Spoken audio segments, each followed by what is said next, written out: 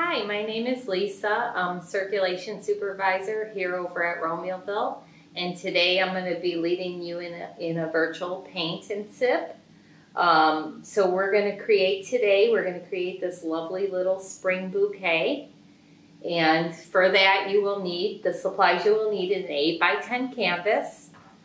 We have a 1/2 inch flat brush, a fine detail brush, we have a cup of water, we have a palette, we have some craft paint, we have in burgundy, a sky blue, a hunter green, and a wicker white. And we have either a sponge of some sort, or you could use a crumpled up piece of paper towels. I also have some fine glitter and a little towel just to clean up messes.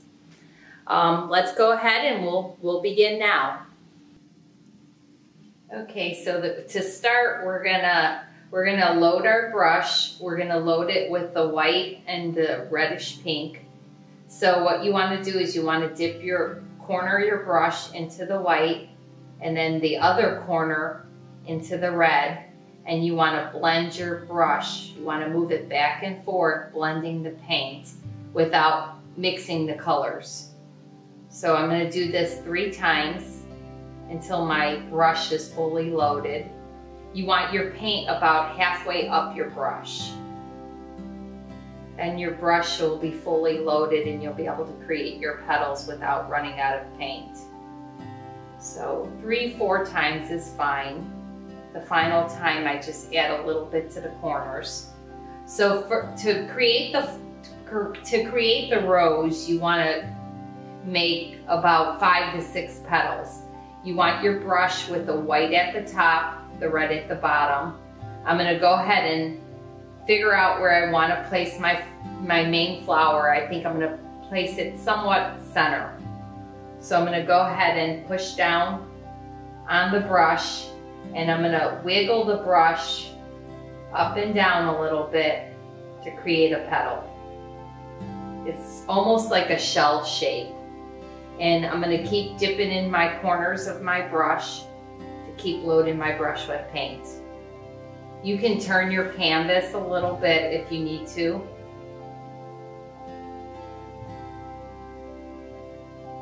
So that's 2 petals.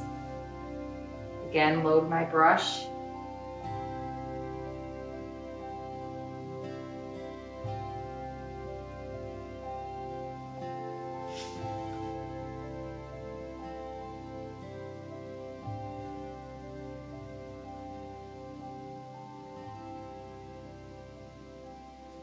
And then I'm going to do the 5th petal. Again, loading my brush. Keep the white on the top always. Wiggle in the brush, creating a little shell pattern. So I'm now back fully around, and I'm going to place the bud somewhat off center. Little towards the top, the white's at the top again. I'm going to create a little half circle, load my brush again, and create the second part of the bud. A little bit bigger than the top. Then I'm going to make a few extra petals in there.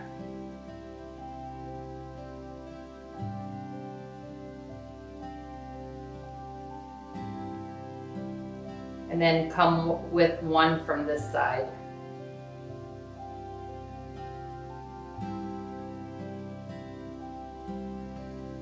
Then the next thing I'm going to do is I'm going to make a few rosebuds. Again, the rosebud is going to be very similar to this flower center. So again, I got the white on the top, the red on the bottom. I'm going to push down, make a little half circle. Sometimes you have to go over it twice just because it drags a little on the canvas. And then to create the bottom, you want to go a little bigger than the top part. Push down and drag across. Then I'm going to make another rosebud. You can either do it on this side, put it here, wherever you like. I think I'm going to put it over here. Go little half circle again. White on the top, red on the bottom. And there's my second rosebud. If you make a mistake, you can go over it again. This one's a little wide, but it's okay. What you could do is you could dip a little white in there and maybe make some dimension like that. So I'm going to rinse off my brush. The next thing I'm going to do is the stems. I always dry it off a little once I wash it. You don't want too much water. So on this, I'm going to use just the solid green for now.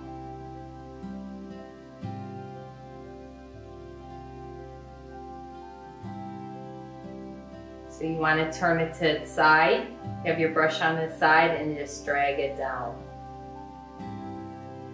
You could get more paint if you need it. Kind of forming a little bouquet.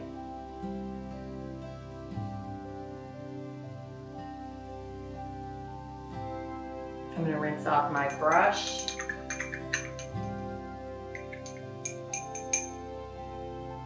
Dry it a little bit.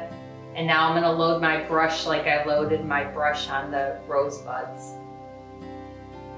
So I'm going to do one corner in white, one corner in the green, and then I'm going to brush it back and forth on the palette.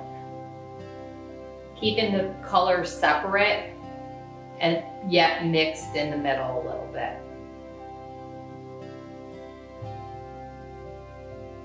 You want to do that 3 times until you get enough paint on your brush. The next part, so on this part we're going to make some leaves. We're going to have the green on the top and the white on the bottom. So in order to make the leaves, you're going to push down and you're going to wiggle, but bring it to a point. Turn your brush to the side. And then I'm going to do the other side of the leaf. And then load my brush again with some more paint. You can put as many leaves on here as you like. Another way to make a leaf is it's more like a half of a leaf. You're going to again have the green on the top, the white on the bottom. You're going to push down, come up, and move your brush to a little point.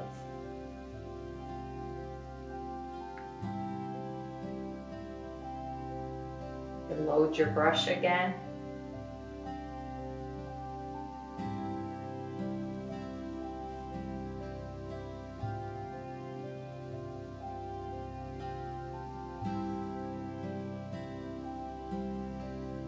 And then do the other half of the leaf.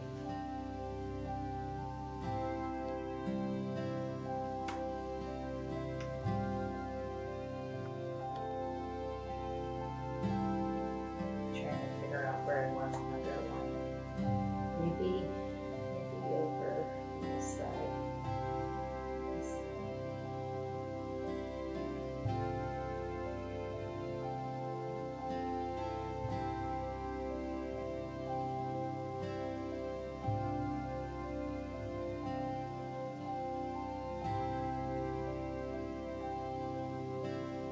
I'm going to go ahead and turn this a little. So I can do one on this other side. I'm not as good as going from one direction to the other.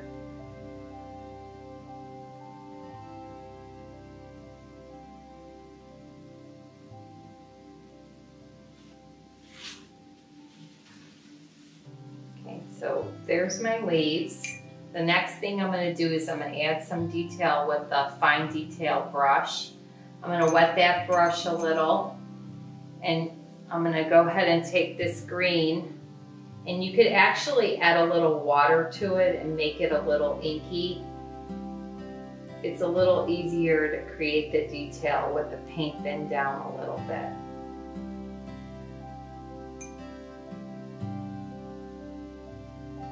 So you kind of want it the consistency of more like an ink than it is a paint.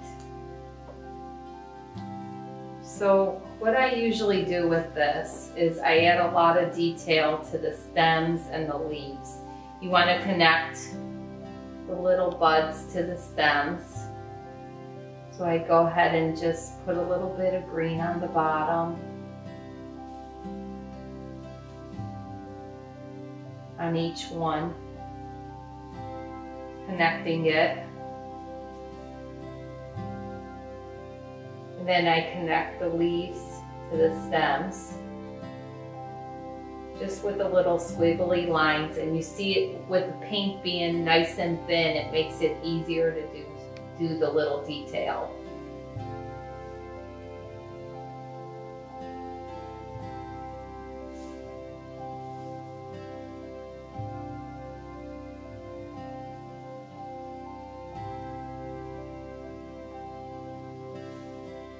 You could add a little white to it if you like to. That just gives a little more detail to it.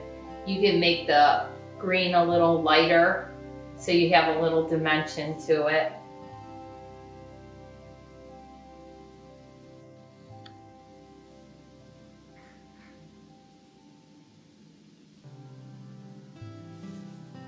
And that's pretty much all that's to it.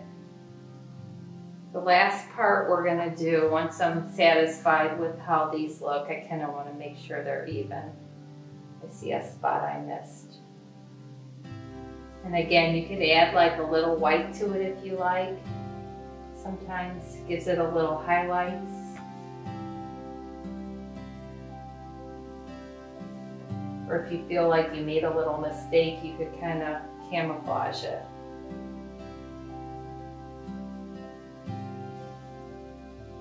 You can also, if you need to fix some of your edges of your leaves, you can do that with a fine detail brush and the thin paint. The thin paint works real well at fixing little minor boo-boos.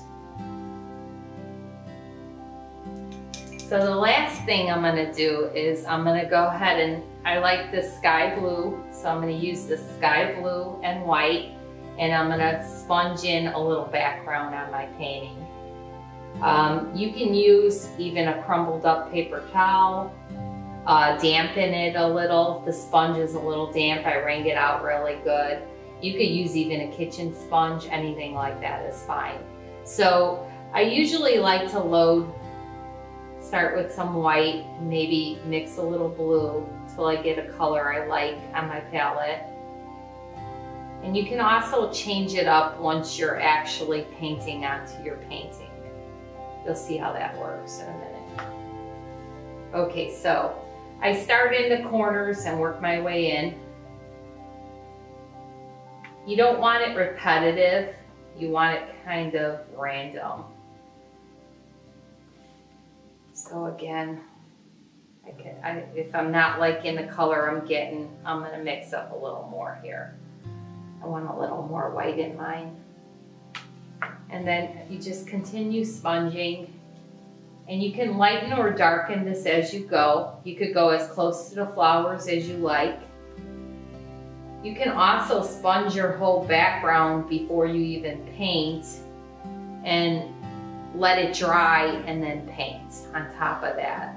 I like to kind of go in as close as I can and gradually just blend it in a little natural so it looks like the sky behind the flowers. You could paint this on watercolor paper, you could paint it on scrapbook paper, you can use canvas, whatever you like. I've done flowers on glass ornaments. That's a little tricky, you gotta get used to that surface. Probably the easiest thing to start with is the flat canvases or just regular sketch paper works real well. So again, I could keep going as light or as dark as I want this,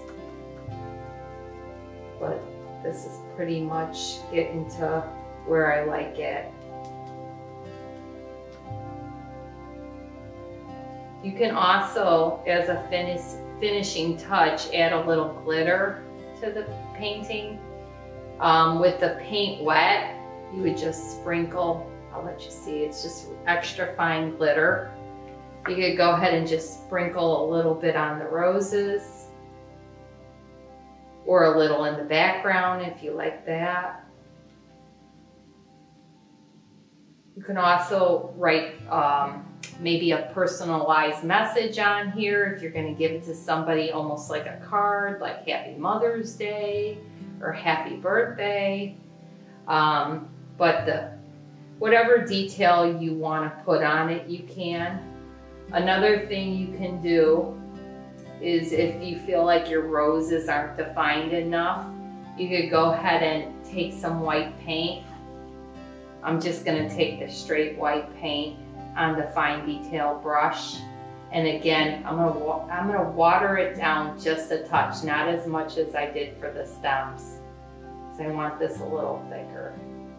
And I can go ahead and just add a little white highlights to the rose itself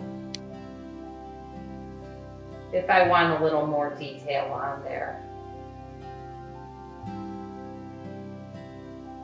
Again, that's optional.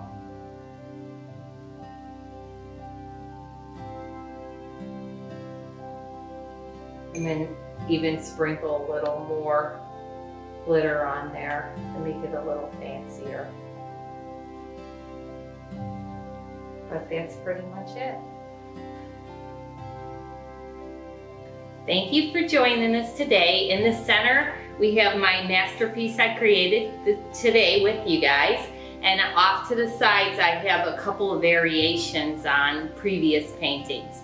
If you enjoyed the video, like the video, comment, and subscribe to White Oak Library District's YouTube channel. Thank you again. Have a nice evening. Bye.